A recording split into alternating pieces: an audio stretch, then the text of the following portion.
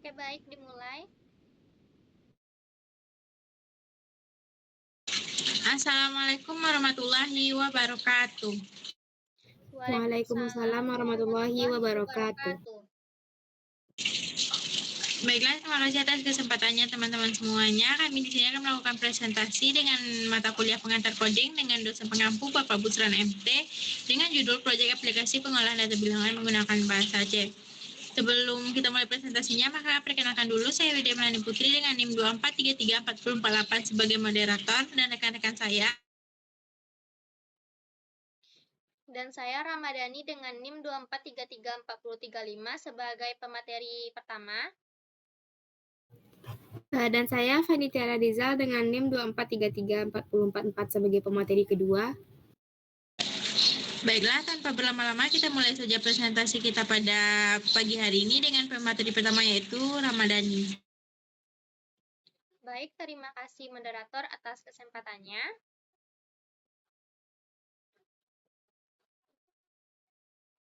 Next. Pengertian bahasa pemrograman C. Menurut Dennis M. Riche 1972, bahasa C merupakan bahasa pemrograman yang ia ciptakan di Bell Telephone Laboratories sebagai pengembangan dari bahasa B. Bahasa ini awalnya dirancang untuk menulis sistem operasi unik dengan tujuan menyediakan bahasa yang efisien, fleksibel, serta mampu berinteraksi langsung dengan perangkat keras komputer. Nah, secara umum, bahasa pemrograman ini dibagi menjadi 3 tingkatan. Yang pertama, ada bahasa mesin, yaitu menggunakan kode biner 0 dan 1. Yang kedua, bahasa tingkat rendah, yaitu seperti assembly, dekat dengan bahasa mesin. Yang ketiga, bahasa tingkat menengah dan tinggi, seperti C, C++, Java, Python, dan itu lebih mudah dipahami oleh manusia. Next. Nah, sejarah dan perkembangan bahasa C. Bahasa pemrograman C dikembangkan pada tahun 1972 oleh Dennis M. Riche di Bell Telephone Laboratories, Amerika Serikat, untuk menulis sistem operasi unik C. Dirancang untuk menjadi bahasa yang efisien, fleksibel, dan portable, mengatasi kelemahan bahasa assembly yang tidak portable dan sulit dibaca. Bahasa C kemudian distandarisasi secara internasional melalui ANSI C, yaitu American National Standard Institute 1989. Nah, yang kedua ada ISO C, International Organization for Standardization 1990. Nah, juga ada C99, C11, dan C18. Next. Nah, karakteristik bahasa C. Bahasa C memiliki beberapa keunggulan penting, antara lain yang pertama ada struktur sederhana dan mudah dipahami, cocok untuk pemula. Nah, juga dekat dengan bahasa mesin sehingga eksekusinya sangat cepat. Nah, di sini juga ada portabilitas tinggi, yaitu artinya program dapat dijalankan di berbagai sistem operasi. Nah, yang kedua, mendukung pemrograman struktural dan modular. Yang ketiga, menjadi dasar bahasa banyak modern seperti C++, Java, Go, dan Python. Next.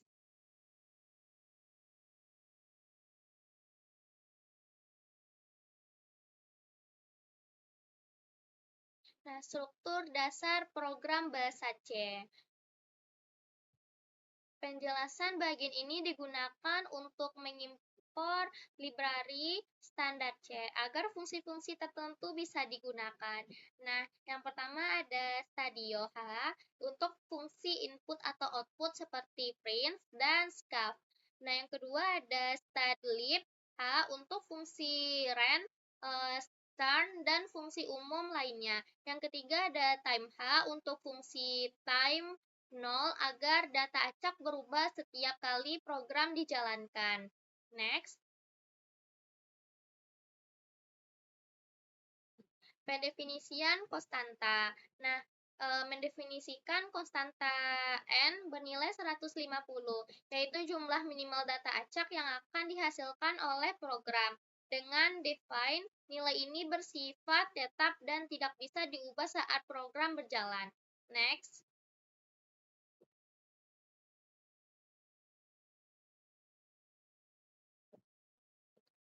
Nah, struktur dasar program bahasa C. Definisi fungsi-fungsi pendukung generate data. Nah, yaitu mengisi array data dengan bilangan acak antara 1 sampai 100. Next.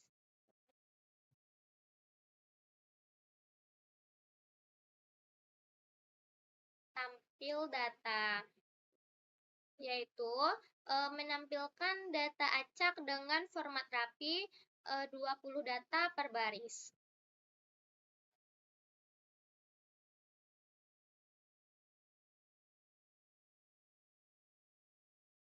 Konsep statistik dasar. Yang pertama ada nilai tertinggi, maksimum, nilai paling besar dalam kumpulan data. Yang kedua ada nilai terendah minimum, nilai paling kecil. Yang ketiga ada rata-rata, yaitu mean, jumlah seluruh data dibagi jumlah elemen. Nah, juga ada median, yaitu nilai tengah setelah data diurutkan. Yang kelima, ada modus, yaitu nilai yang paling sering muncul. Baik, akan dilanjutkan oleh pemateri kedua, Fani. Terima kasih. Baik, terima kasih Ramadhani. Selanjutnya itu ada sorting pemrograman modular yang digunakan untuk mengurutkan data dari kecil ke besar atau sebaliknya. Nah, pada program ini juga digunakan algoritma bubble sort, yaitu pemrograman modular adalah teknik menyusun program menjadi bagian-bagian kecil berupa fungsi.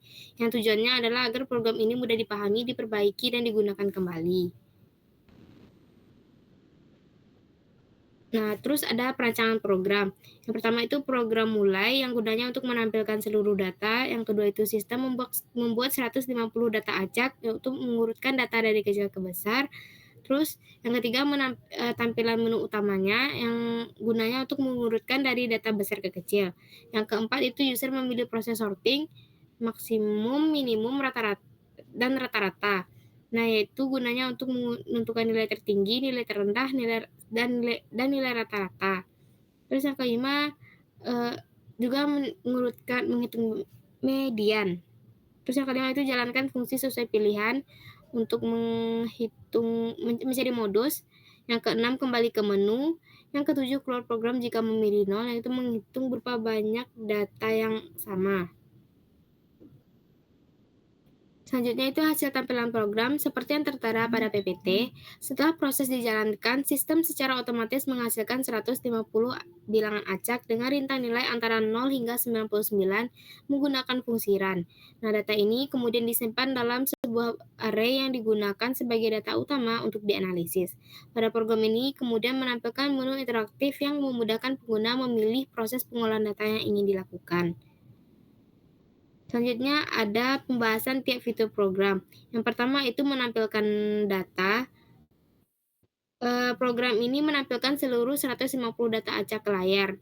Nah, penampilan data dibuat per 20 angka per baris agar lebih mudah dibaca, yang bertujuan untuk memastikan data telah terbentuk dan bisa dianalisis lebih lanjut. Yang kedua itu ada sorting ascending, yaitu proses sorting dilakukan menggunakan bubble sort. Nah, bubble sort ini dipilih karena sederhana dan mudah dipahami mahasiswa. Program yang membandingkan dua elemen berurutan, jika salah posisi maka akan ditukar. Nah, contoh sebelum dan sesudah sorting, yang sebelum sortingnya itu ada 80, 2, 57, 13, dan 90, sampai seterusnya. Sesudah sorting itu ada 2, 13, 57, 80, 90, dan seterusnya. Yang ketiga itu ada sorting descending, kebalikan dari ascending ini. Nah, data yang diurutkan dari nilai terbesar ke terkecil. Meski menggunakan algoritma yang sama, logika pembandingnya itu dibalik. Nah, hasilnya kemudian memudahkan pengguna mengetahui data terbesar tanpa harus mencari manual. Selanjutnya itu ada analisis efektivitas program. Itu ada aspek serta penjelasannya. Aspek yang pertama yaitu akurasi. Nah, yaitu semua nilai baik mean, median, maksimum, dan minimum modus dihitung dengan benar. Terus yang kedua ada efisiensi, yaitu data sejumlah 150 masih sangat cepat diproses menggunakan bubble sort. Yang kedua itu ada modularitas, yaitu setiap proses dibuat dalam fungsi terpisah sehingga mudah dipahami. Yang keempat itu ada kemudahan penggunaan, yaitu program dilengkapi menu sederhana sehingga user friendly. Dan yang terakhir itu keterbatasan, belum menggunakan file input atau output dan belum ada tampilan GUI. Sekian, saya kembalikan ke moderator. Baiklah, terima kasih kepada pemateri 1 dan pemateri 2 atas penjabaran materinya. Maka dari situ dapat kita simpulkan bahwa berdasarkan hasil perancangan dan implementasi program aplikasi pengolahan data bilangan menggunakan bahasa C, dapat disimpulkan bahwa bahasa pemrograman C memiliki struktur yang sederhana, efisien, yang sangat cocok digunakan dalam mempelajari dasar-dasar logika pemrograman serta algoritma. Program yang dibuat berhasil menghasilkan 150 bilangan acak dan mampu melakukan berbagai proses pengolahan data seperti menampilkan data, mengurutkan data secara ascending maupun descending, serta menghitung nilai tertinggi, terendah, rata-rata, median, modus, dan jumlah data yang sama. Penerapan konsep pemrograman modular terbukti memudahkan proses pembuatan program karena setiap fungsi memiliki peran tersendiri, sehingga program menjadi lebih terstruktur, mudah dipahami, dan efisien. Selain itu, hasil pengujian menunjukkan bahwa program mampu bekerja dengan baik dan akurat, meskipun menggunakan algoritma sederhana seperti bubble sort. Melalui proyek ini, mahasiswa memperoleh pemahaman yang lebih baik mengenai penerapan logika pemrograman, struktur fungsi, dan konsep dasar statistik dalam pemrograman komputer. Dari kesimpulan di atas, dari kesimpulan tersebut bisa kita lihat bahwasanya pengolahan bahasa C memiliki struktur yang sederhana dan efisien. Dari berakhirnya materi tadi, berakhir pula presentasi kita pada pagi hari ini. Saya dari moderator mengucapkan apabila ada kesalahan kata, kami mohon maaf. Assalamualaikum warahmatullahi wabarakatuh. Waalaikumsalam warahmatullahi wabarakatuh.